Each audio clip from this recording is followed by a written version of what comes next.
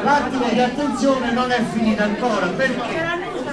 E dobbiamo un attimo ringraziare anche il padrone di casa, non mi viene male, no?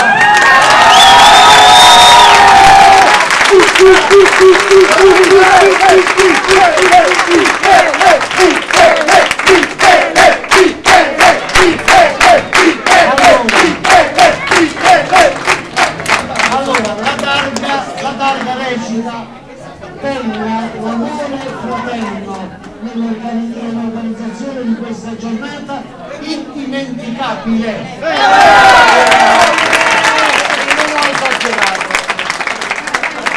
Ma l'hai scritta adesso? Sì, come? Io voglio ringraziare innanzitutto lei e tutti quanti voi, però un grazie particolare a Matteo e a tutti coloro che sono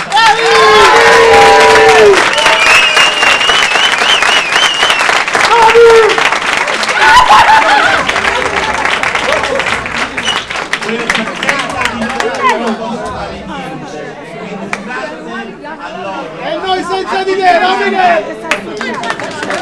come lei senza di voi non può fare.